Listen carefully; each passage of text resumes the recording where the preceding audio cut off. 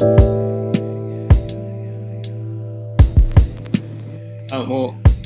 my name's Jurell Sison. I'm from Cleveland, Ohio. I've got two kids at home.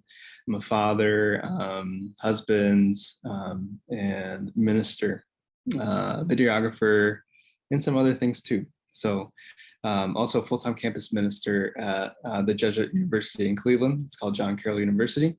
Been doing ministry since I was 18 when I don't know if some of you had this story that you made a retreat and that was it. Your life was over, but then also like began at the same time. So I've been doing ministry ever since that retreat and still here today, but I have learned a lot about ministry, and I have learned that there's a lot to know. How about this? I learned that like entering into the marketing world, I learned that I know a lot more about marketing because I know a lot about ministry. So I'm excited to share some of these things with you today. But first, I would like to start in prayer. So if you don't mind, let's call to mind God's presence. I'd like to invite you to just take a deep breath. And I'd also like to invite you to try to let go of whatever you struggled to fight to like be here. I think that there's a lot of resistance in life. And I think high praise and affirmation should go to the people that go against the grain and fight the resistance to actually do the thing that you know needs to be done. So good job for fighting, and good job for being here to take the time to grow, not only in your profession, but hopefully in your faith a little bit, to take some time to pray. So let's take a breath.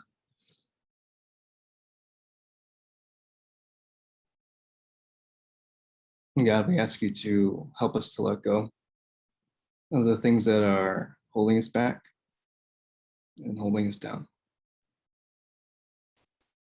Allow us to see you and feel you in all these, in this space today, here, even virtually. Help us to feel the connection of community all the way around the globe. And we give thanks for this gathering. Now, this is a prayer and poem from a minister named William John Fitzgerald. We arrive with scattered thoughts and desires. We gathered together from scattered places. We've rushed and pushed to be here. But lead us now into your presence. We are blessed by a little stopping. We are blessed by a little relaxing. We are blessed by a little breathing.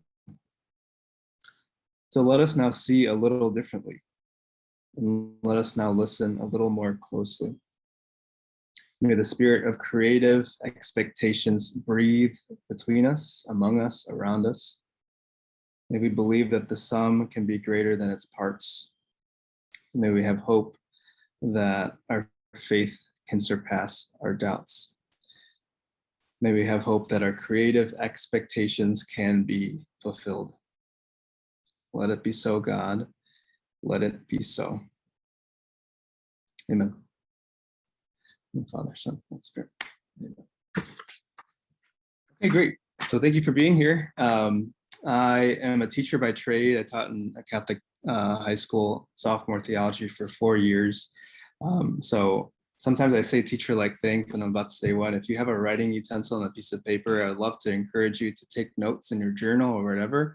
I don't know what I'm going to say, if what I'm going to say is going to be helpful, but it's just my story. I'd also like to preface that these things that I'm going to tell you is just my perspective. It's one perspective, it's one way, and you have another way and another perspective that contributes to the conversation of theology and the way that the kingdom moves forward into human history, which is amazing. Like, we all have a voice in this continuation of the Jesus story.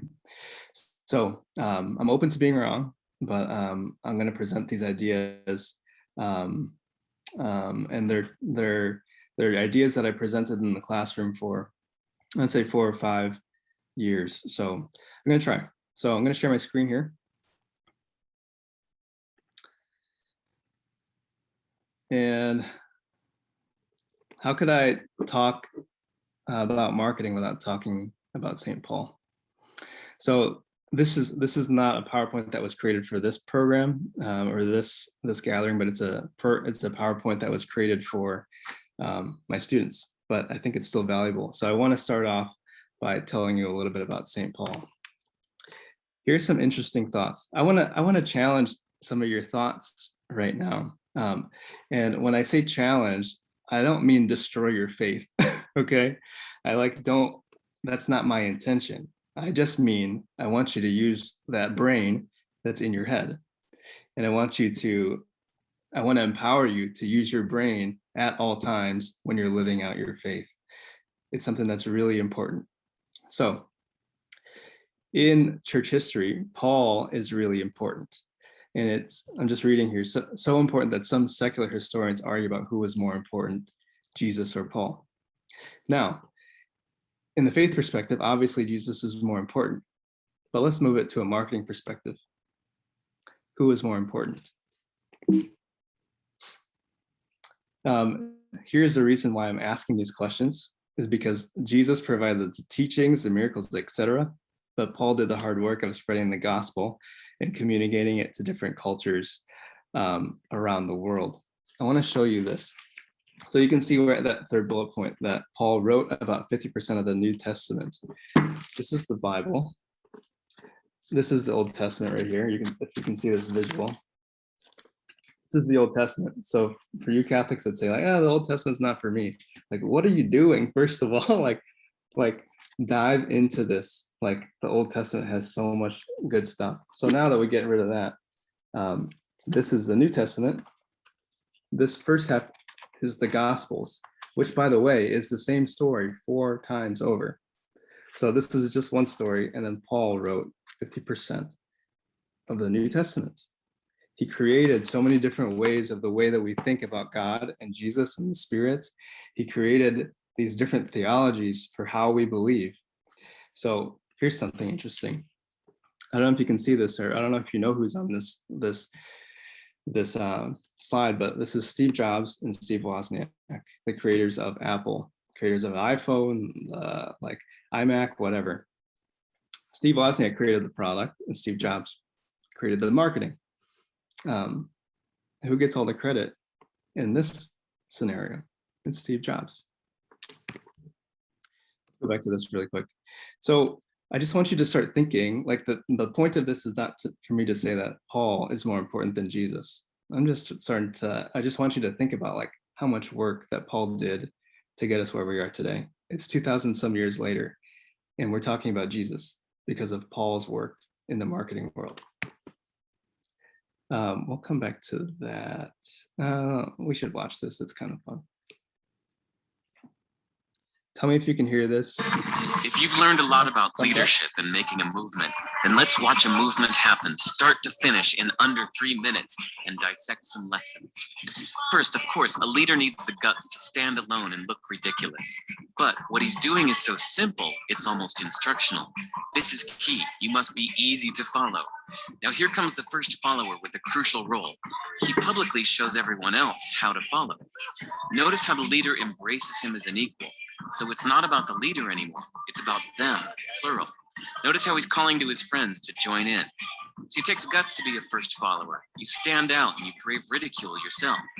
Being a first follower is an underappreciated form of leadership.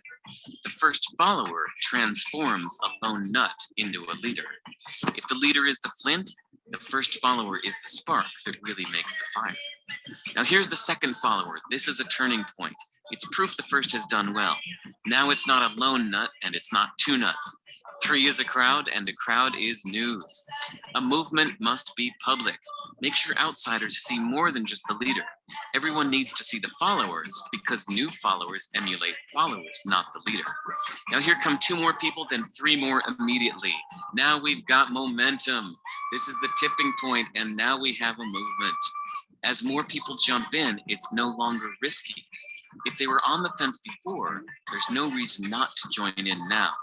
They won't stand out, they won't be ridiculed, and they will be part of the in crowd if they hurry. And over the next minute, you'll see the rest who prefer to stay part of the crowd, because eventually they'd be ridiculed for not joining.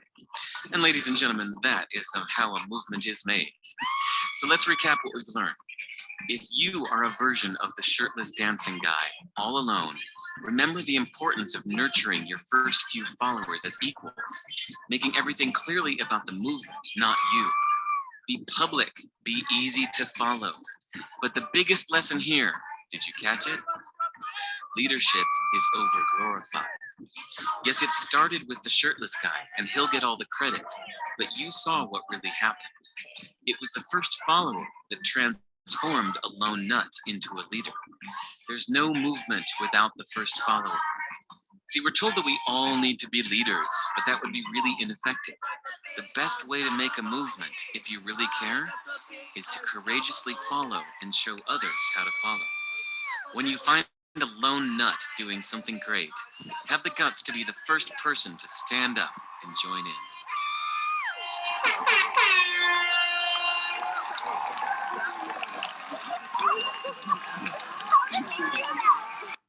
I love that little thing at the end. She goes, how did he do that?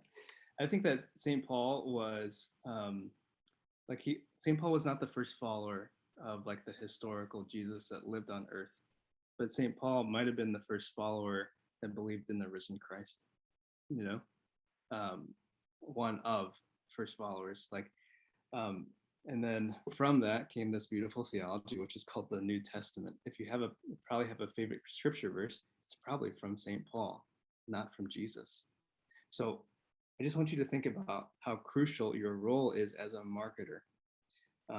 There's a theologian that I follow, and he says that an unheard gospel is a dead gospel. It's like, bro, like the gospel's alive. Like, this is my argument with this theologian. The gospel's alive. It's like, well, what if no one's hearing it? And I don't know if I have a response to that. And everything within me wants to make the gospel become alive, because it's alive in my heart. And everything in me wants it to make it alive in other people's hearts.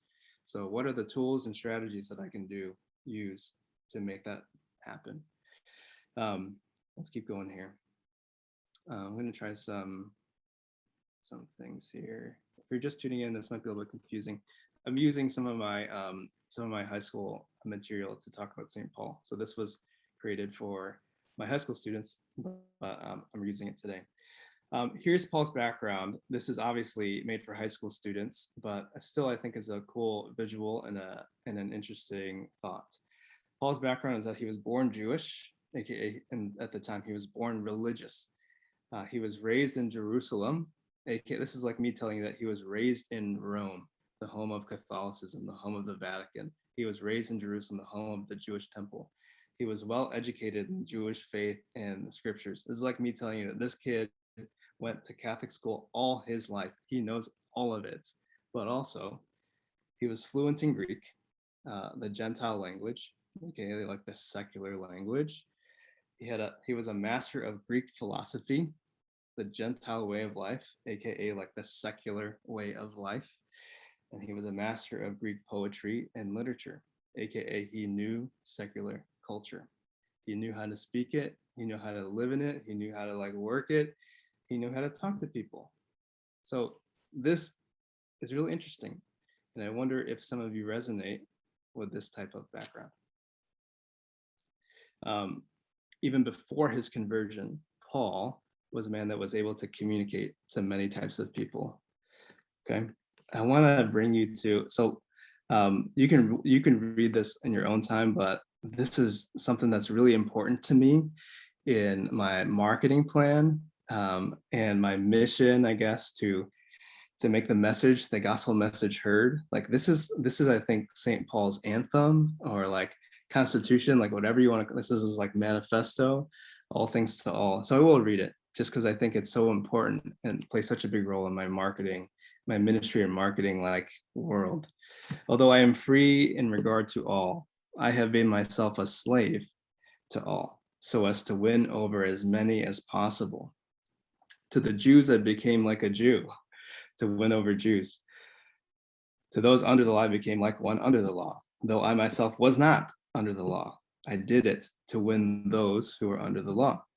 To those outside the law, I became like one of those people, even though I'm not. But I did it to win people who were outside of the law. To the weak, I became weak to win over the weak. I have become all things to save at least some. I do this, all this I do for the sake of the gospel, so that I too may have a share in it. I wonder if that resonates with you. There's just, when you're talking about marketing, so much of it is trying to reach the audience. And I think Paul was really good at that. Okay, I'm going to send this to you. Gosh, this is such an interesting thing. I'm going to send this to you in the chat so you can read it over. There's this theologian that says that, you know, like the traditional reason that Paul changed his name is because he had a conversion, and he changed his name to Paul. It was like Saul to Paul. But there's this like interesting thought that St. Paul crossed so many different cultures, and the name Saul in a different culture sounded like a swear word, like a cuss word in like another culture. So like read this article. I think it's really like historically sound, language sound, but this was an example of like what happens when you have a weird sounding name, right? Like and here, I'll do this.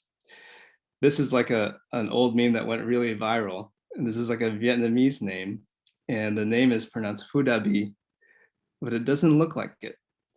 So like the point of the story is you adapt so that other people will listen to you. You know, sometimes you have a teaching or a value or a message that doesn't make sense to a person that's not in your circle. Understand? So why wouldn't you switch it or adapt it for the sake of somebody understanding and for the sake of being clear? So this is to me a funny example of like how that plays out. My students really like that. And then I do this whole thing. So one of the main teaching points I have for you is, obviously, you know this, that you need to adapt to different cultures to reach them. We need to be adaptive, but we need to do it in a way that doesn't distort our message. We need to be creative, but we need to be creatively faithful to the tradition.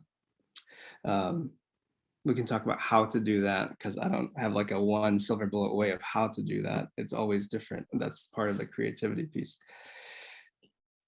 Here's some examples of what Paul has done in his work in the New Testament.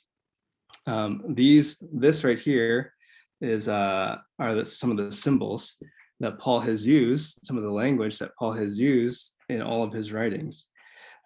He talks about military armor. Why? Because he had an audience of soldiers.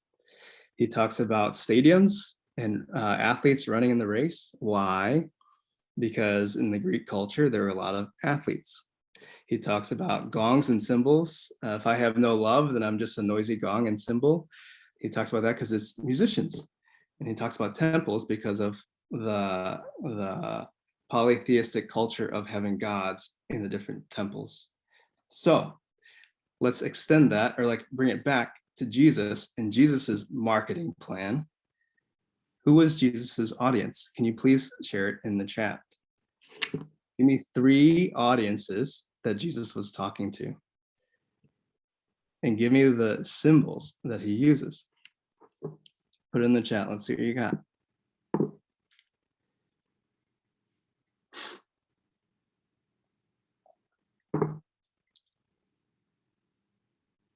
The Jews, for sure, but within the Jews, there are lots of different types of people. Like, we're all Catholic, but we're all marketers too. So think about some of your favorite gospel stories and miracles. I'm going to give you one. Yes, shepherds. So then Jesus is the good shepherd. Farmers. Jesus talks a lot about seeds, the mustard seeds. Jesus isn't just making this stuff up. He didn't just decide to talk about a mustard seed for no reason. It's because he was talking directly to farmers so that it would land. Fishermen, drop your nets. Yes, that's Kevin. Thank you. And also Chicago Schuler. Yes. And then I have one more. I have one more that was not mentioned, because there's many more. I just have three. I'll say it. Tax collectors. You remember the parable of the prodigal son and all the money that was wasted, the inheritance that was wasted. Jesus is not making this stuff up because like he just wanted to say it. There was a specific reason for why Jesus used these images and the specific language and all that stuff. And it was because he needed the message to land. He needed the message to come into a person's heart and change that person's heart. So Paul did the exact same thing. And you can see it with like the gongs and cymbals, the temples, the military armor. Put on the armor of Christ, the shoes of peace, the sword of salvation, da da da da da da. If Jesus is doing it and Paul is doing it, shouldn't we? So the question is, to what extent do you analyze your audience, and to what extent do you use the language? Probably you do a lot of it, but I think there's always more work to be done to analyze the audience and what you want to do and what you want to communicate. Okay, so that's literally the first way, is to speak their language. And I wanted you to have like this like theological, like scriptural ground for like how this all works. So I want you to have those like examples from Jesus and Paul. And I wanted to stop there to see what your questions were. I have like 2 or 3 more, which will go, I think, a little bit quicker. But I wanted to see what your questions were. If you have any, before I continue, I want to know what you came here for. Like if you came here for like, you want like specific marketing strategy, or if you want to know something about Living Person, before I give you like some, like the rest of the 3, I just want to know like what you're seeking right now. So how about this? In the chat, please just give me either a question or something that you want to hear from going forward, because it's 11:30 and I want to make sure that your time's that I'm giving you some value. Ricky says, how do you stay looking so young? I guess it's the Filipino genes, right? It's the Asian genes. And showering, maybe, and shaving. And you can't grow anything. I can't grow anything here, so.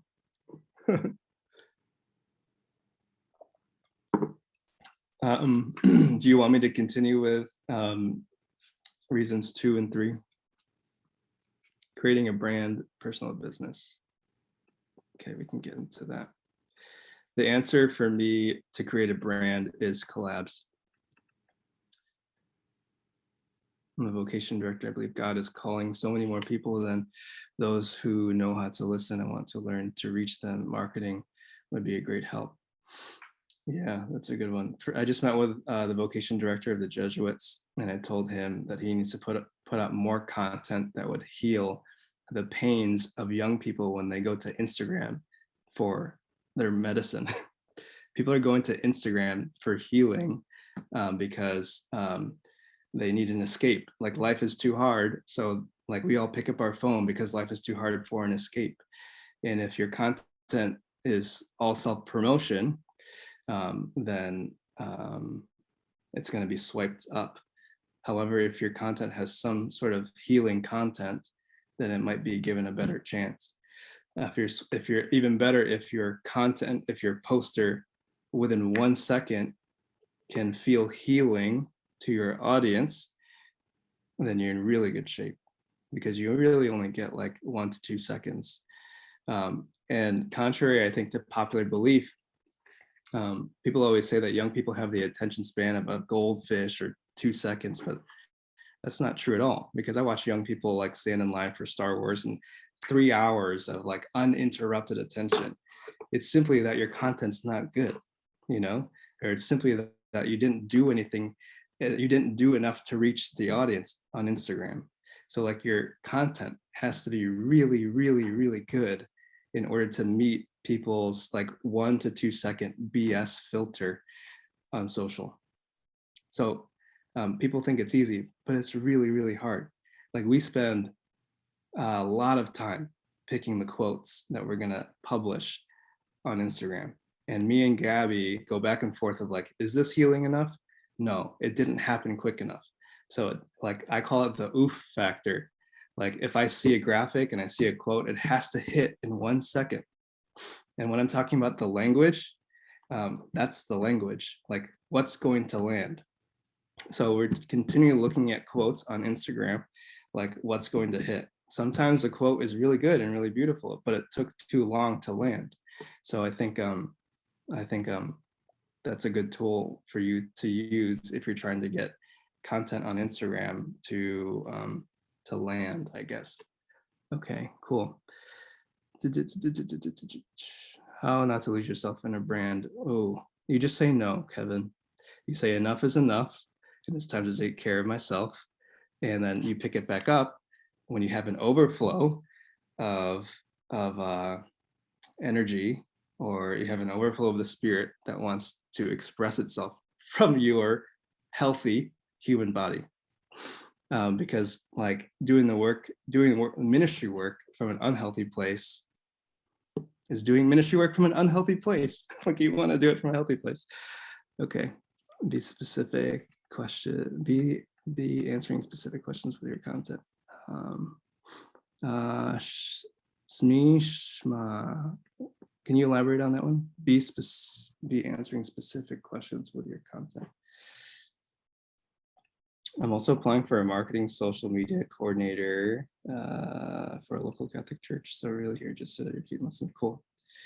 Okay, did I miss a question here? So keep asking those questions. Again, that's just my take. We spend a lot of time on Instagram. I feel like Instagram's one of the hardest platforms to do it on. So practically, if you want to build an audience, then I would look at LinkedIn and TikTok. And what else would I say? Because algorithms, I guess we can talk about algorithms later if you want.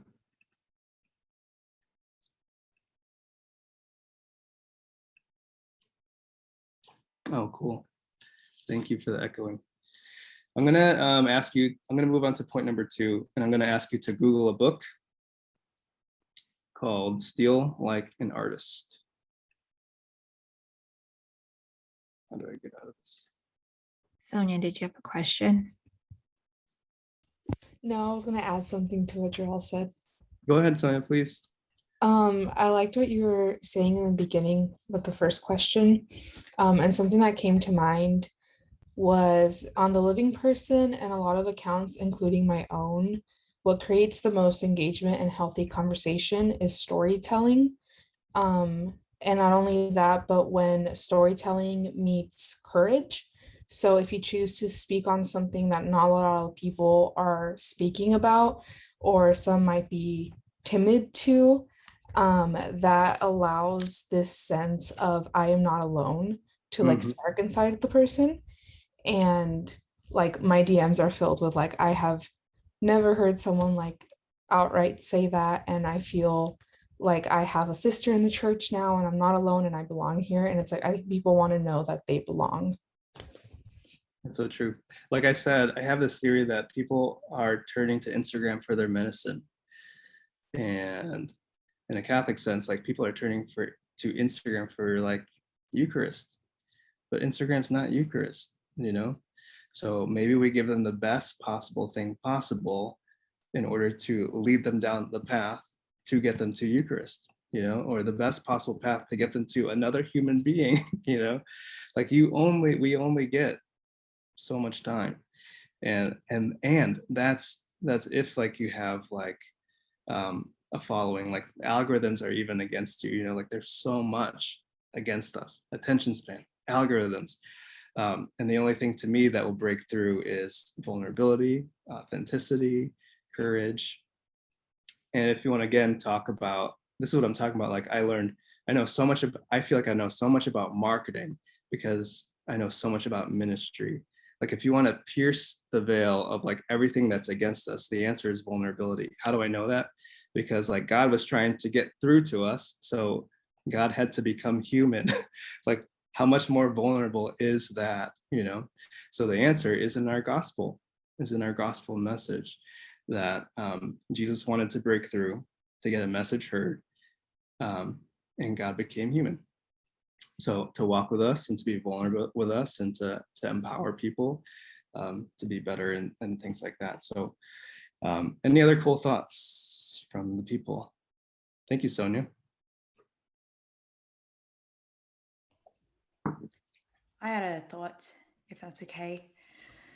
That totally resonates with me, Jurell, what you're talking about with vulnerability. And it's something that I've definitely tried to figure out over the last couple of years in ministry, particularly online. And so the question that I'm constantly asking myself is, how do I use prudence when being vulnerable online? Because obviously there's our own personal journey can be quite confronting. And what I find is sometimes the online platform isn't always the most prudent place to go through your own process of healing. So I think there's something that that we need to take in consideration too when we're doing marketing and witnessing. Yeah, I love that. And I think a lot of people, if you're not shaking your heads, I think you should be, because it's so hard to figure out the balance. And I think that's a key word, is balance. And another key word to me is boundaries. Like a key boundary that I set a couple of years ago for Living Person was not to show any kids on that platform. I showed on my personal platform, but actually, if you go to my personal platform right now, I just deleted my kids. They're like not on there anymore. So like my boundaries are evolving. Sometimes I think like, gosh, it'd be so much easier if I had like a Instagrammy family, because that's what's trending, And I think that everybody has to figure out what works for them, And if like the vulnerability piece doesn't work for you, I don't do a lot of vulnerability stuff on my Instagram, But some creative ways that I've worked to do around that is to build a team. And that's, again, one way to do it, because Sonia is doing it different than me. Like Sonia is doing it on her own, which I think if you do it on your own, there's a little bit more of an ease to it, because like people come to you for you. If they come to the brand, it's a little bit more ambiguous, and there's a lot more work that comes with like building a brand. So I think that there are other ways to be vulnerable without sharing like the worst thing that happened to you. Not that that's a bad thing, because people need to hear the worst thing that happened to you. But again, this is a discussion about your own personal boundaries. Like there's a lot of healing. I would call it starting point healing that could happen through Instagram. But again, it needs to lead to something deeper. And if the starting point is just for that night, they know that they're not alone, I think that's a contribution to gospel work. I think that's a contribution to the kingdom. So I'm a little bit obsessed with, I am obsessed with like, how do we start? I want the start to be authentic and good. And then I also want it to keep on propelling to the end. But, the propelling and moving forward to the end, there's a lot of trust that needs to be inserted into that as well, which is really hard. So maybe I'm obsessed with starting points because I think starting points are easier. The journey has there's a lot of letting go. Like we also need to let God work too. So anybody else want to chime in on the boundaries thing and the prudence thing? Anybody else struggling with that? Anybody else want to challenge some of the things that I'm saying? Because again, it's just my perspective. Okay, did y'all look up that book? Let me see if I can show you what I'm looking at. I was going to ask something about that, what you just said. Yeah. I've noticed, and this is just maybe not me not paying close enough attention, but I realized that Instagram is really, a platform, just a one-way platform. It's really hard to engage people. So I'm wondering if you had any success engaging people in a way that gets them to create a little bit of the community that you're talking about, so that it's not just, okay, everybody, you consume my content and then I consume yours, and then there's, it's one-way streets all the way down. Yeah, for Living Person, we have a system that sometimes work and probably most of the time doesn't work because it's online. I think what's really funny is that, like, if I took 1/10 of the work that I put into my online work into real life ministry, it would be 100 times more successful. Like, it's just absurd. And I know that you all know that, like, the amount of time you put in the graphics and the amount of time that you like move the thing around to make it perfect, and then you press post, and then it's like, well, why did I do that? you know but if you were to just put it into like in-person ministry, it would almost always land. So I there's that part of it, but I think that there's still something about social media that deserves our attention, and that's why we're here, right? Like, we're the people that have been chosen for this ministry to do the crazy work of ministry online.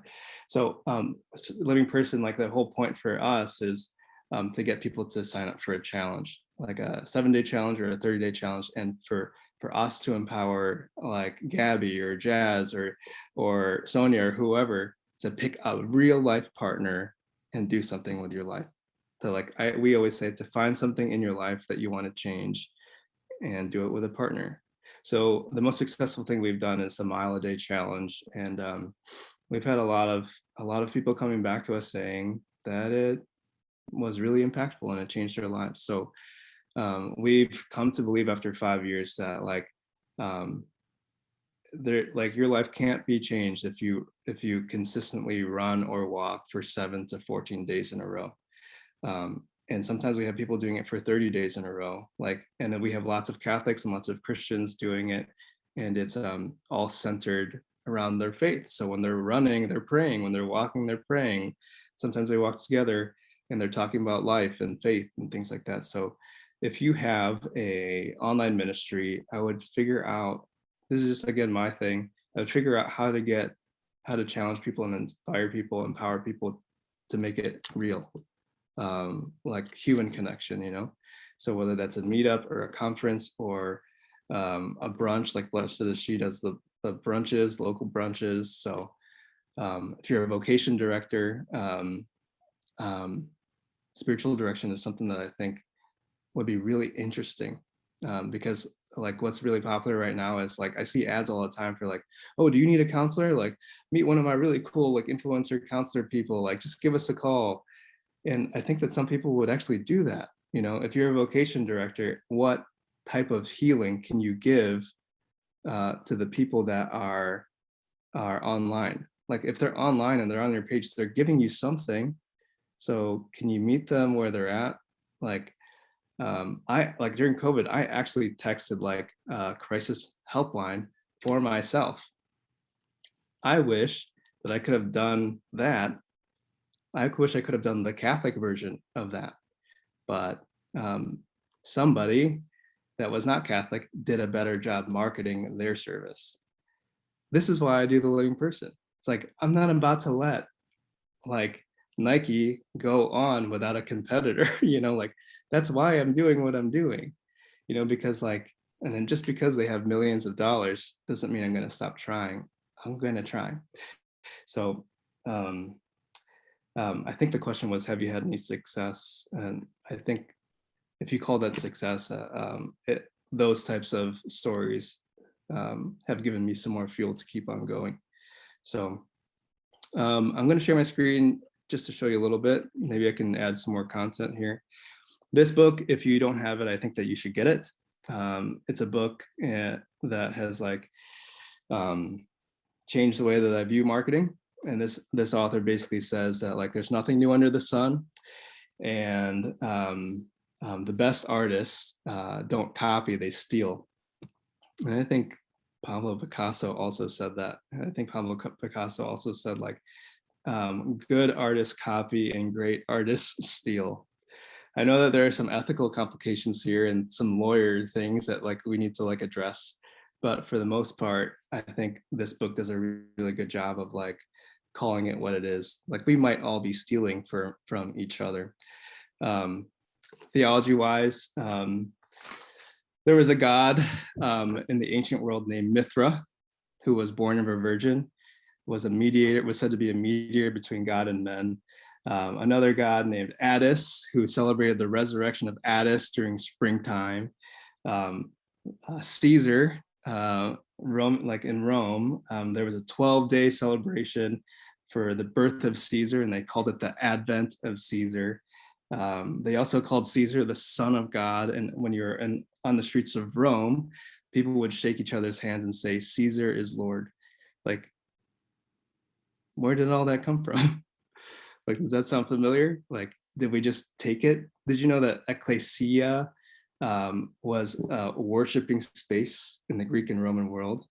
And the word ecclesiology, the word ecclesia just means church. So we have stolen that word in our like Catholic circles. Ecclesiology is like church. So all of these concepts already existed, and we have used it for the promotion of the gospel. So here are the things that I have, quote, copied and stolen. If you know this shirt, this is a Kanye West shirt. And we took the font and we made one of our most successful shirts. If you knew that, I'll give you props. And I only did that because I know that this is Kanye West, and a local Cleveland brand did this one, I Feel Like Braun. And I was like, if they can do it and sell t-shirts, I can do it with the gospel twist and make t-shirts. So there you go. We also, hold on a sec.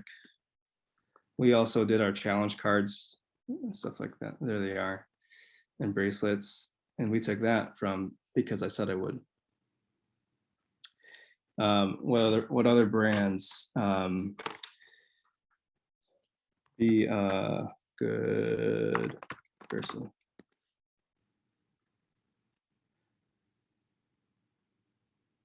Sorry, you can look this up too. Show it to me, show it to me, show it to me, show it to me. Where is it? Do you see it right there? Do you see it right there? Theirs is like centered and ours is left, justified, or whatever it's called. And there are a couple other brands. We also use LeBron James's Uninterrupted like a lot. So, you know, part of this is like we're all stealing and copying and getting information from each other, but we all have our twist. So what types of things can you take from secular culture that's really successful and put the gospel twist on it? So that's the second way to get a message heard is to steal like an artist. I would suggest getting this book. I think it's really good. I think some things are coming into the chat. Cool. Simon says NBA logos, yo. I love it.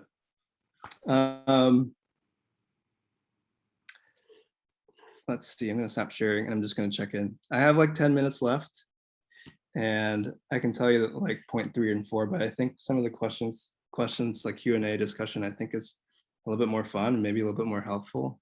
Does anybody else have any questions or comments so that we can talk as a group?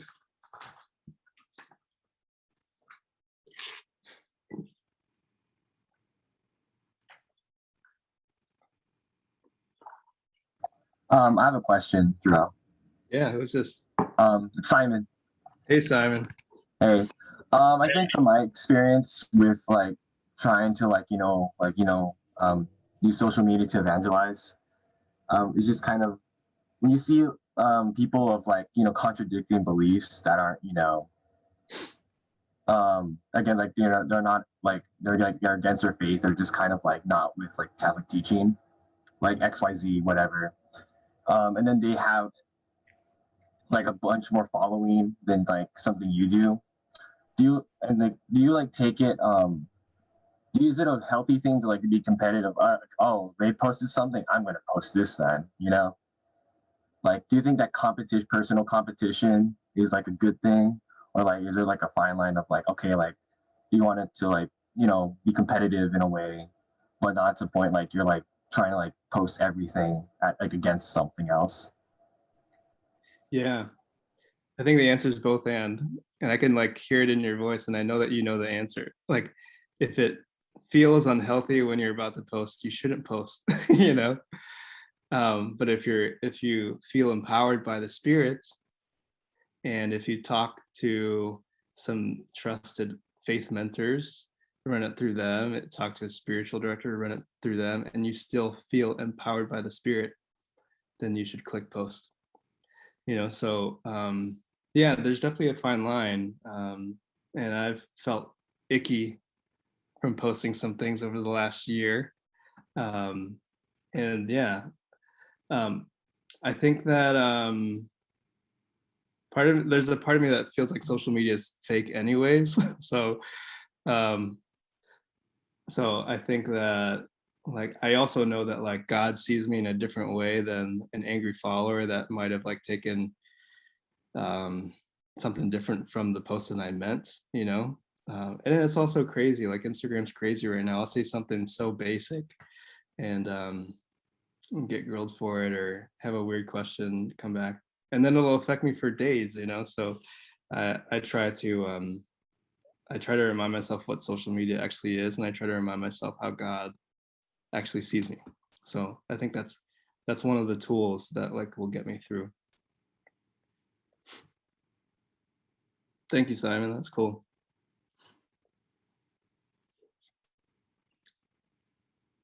What else you're wondering about? Can I help with anything? I do have two more points, so we'll see if I can answer any questions, or if you want me to move on to the points. One quick question. Yeah.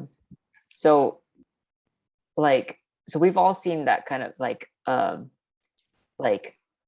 art or just like content where it's just like they take like something that's popular in culture or a meme and they like make a Christian version of it, right? So so the question is like, how do we steal like an artist but don't make like cheesy, cringy Christian version things? Yeah, that's a great question. I think it's like a radar, or like a you build a, okay, let me start over. The answer to me is to press publish as many times as possible, because you'll actually get data for what works. Like, we have, after 5 years of pressing post, we have a lot of data for what flopped and what has been working. And we've put out a lot of cheesy stuff, and we don't do that anymore, you know. And yeah, and I think like that exists with everybody, like that exists with all the companies. Like, did you know like Nike is putting in like millions of dollars just to know what not to post? It's a marketing strategy called A/B testing. Like, should we go with ad A or should we go with ad B? Let's put 2 million on both ads, so a total of 4 million on both, and let's see what performs better. Ad B performed better, so now let's put all of the money on ad B.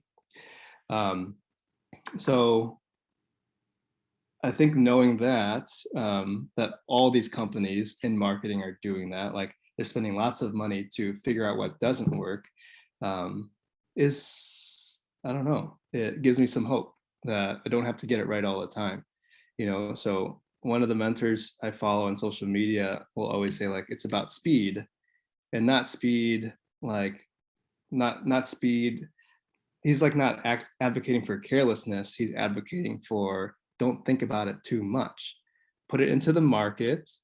Okay, put it on your timeline or whatever, your feed, and see how it performs, and then keep track of that data. Because like, if you're only posting once a week, you're only going to gather data for one post a week. But if you post 7 times a week, you can compare the 7, you know. So we've done a lot of experimenting over the last year, Like, and what we have done 5 years ago is totally different from now. So we're always testing. So me and Gabby are doing more reels these days. I'm a little bit behind on the reels, but we're trying to do more reels because they're performing well. And then maybe in 2 months they won't perform well, so we readjust. So it's always changing. The brands that we've stolen from and copied from are no longer that relevant. So we have another brand that, like, I have another brand that I have my eye on, that I think will be around for at least a year or two. And if they don't change, then we'll find the next brand to kind of replicate and test, so yeah. Is that helpful a little bit? Do you have any follow-up questions? I think Mark in the comments in the chat had some follow-up questions. Okay, could you talk about how you interpret that data?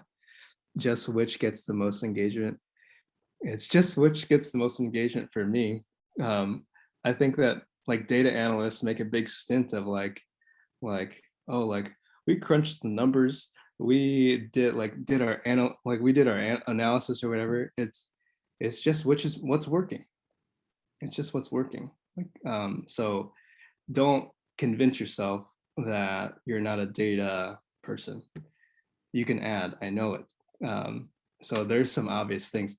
Like, you'll find that, like, one got 54 likes and another one got 57. Like, you guys just gotta think about it a little bit. But, like, that might not be so clear. But what would be clear is if, like, one got 150 and one got 30.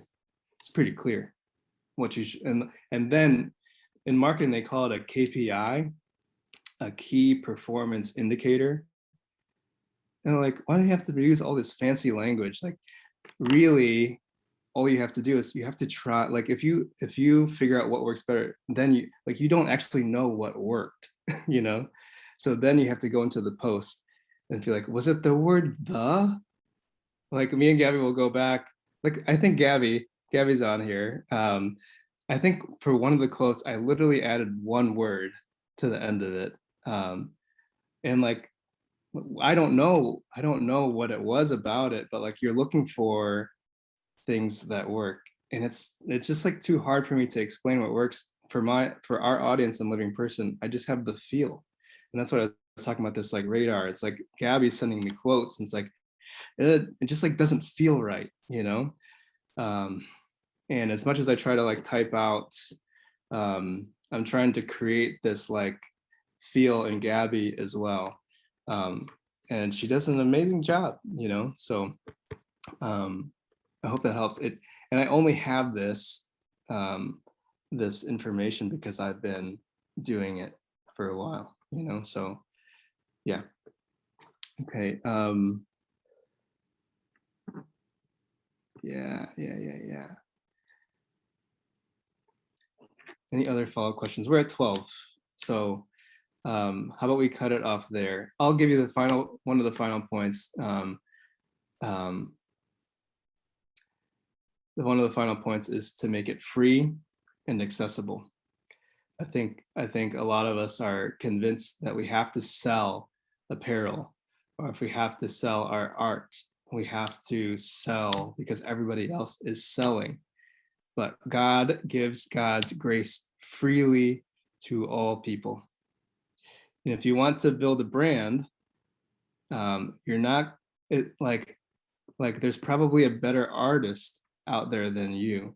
It takes more than good art. It takes a community of people, giving value to that art. It takes a community of people putting flesh and blood onto that art. Like, if you want to sell a prayer card, then that prayer card has to be in the hands of the most amount of people that you could possibly afford. And then an identity and a brand and a community centers around this prayer card. My prime example was, we sold a lot of Defend Life t-shirts, but you all don't know how much money I spent to give away the Defend Life t-shirts. I gave them to everybody, And that's what I mean by make it free make it accessible. Well, how about that? That's what I mean by make it free, is that you have to make it, it's like this investment thing. Like, you have to make your art come alive with real people, like, because we've had some like really amazing designers design t-shirts, and all of those flop, for some reason. It's like the simplest things that take off. And then, so that's another example, Kevin, of testing. Like, we send some t-shirts out, and then we find that people are purchasing the simple ones. So now we dropped all the fancy art. Now it's just words on the t-shirt, because that's what we figured out people like for our audience. And like right now, I'm sending these bracelets out to everyone that I can think of with the amount of money that I have, right? Simon has one. But I'm running out of money, so like, you just have to, again, like, see what you can do. So yes. So there's an investment piece. I think, like, if you can give out your art or give out your product for free to the people that believe in your brand or want to support it, it would bring some life into your brand. It would like put flesh and bones into it, and you would have more of like a real flesh and blood identity community brand, rather than just writing words on a piece on a website saying that your brand is XYZ. So I think that's the thing that I realize, is that like, it actually doesn't matter what I write on the website. What matters are the people that are in the community. Like, they determine the brand and they determine the mission. So people in here that have like rep TLP, like you're the brand, like you have made this thing come alive. And I don't know what exactly I did for you to buy into this, but like, I hope that it has something to do with the spirit. So thank you for that. And yeah, I'll leave it at that. But y'all are welcome to, I love doing like voice messaging, just because my life is busy with kids and stuff like that. But I still love answering questions on Instagram. So Jazz is always hitting me up on Instagram with questions. I think I've done a couple of things with Simon. I've done a bunch of stuff with Quain's like DM'd me some questions. It's like my favorite thing to do. So just send me the question and we can keep doing this, but on like a personal level. There's not a ton of people contacting me on Instagram, so I'll get to it. So I wanted to read a quick scripture verse, and then I'll pass it over to the Creation Project team. So let's pray. In the Father, Son, and the Holy Spirit. Amen. God, thank you for waking us up, for bringing us this far. Thank you for this gathering. Thank you for this sharing. Thank you for all the ideas that have been shared. Help us to tap into your creativity. You are the creator. Help us to be co-creators. Help us to contribute to the thing that we call life. Help us to contribute to the gospel, the promotion of the gospel, the promotion of the kingdom, that somebody might feel loved or feel enough just from a piece of content that we put out. Help us to have perseverance. Help us to have some calm and peace in the hustle and bustle of the grind when we do all these things. And as we continue this work, which we have been called to do, we don't know why, but you have called us to do it, and we're still here. Help us to remember that we are loved and beloved by you. That is the most important. And when things get hard on social, help us to remember what it actually is. Help us to remember your love and the real people that are around us, the real presence of people, the real presence of your love, and the true presence of you in our church and in the sacraments. Help us to unite ourselves to you in all that we do. Amen. Father, Son, Holy Spirit. Amen. Thank you all.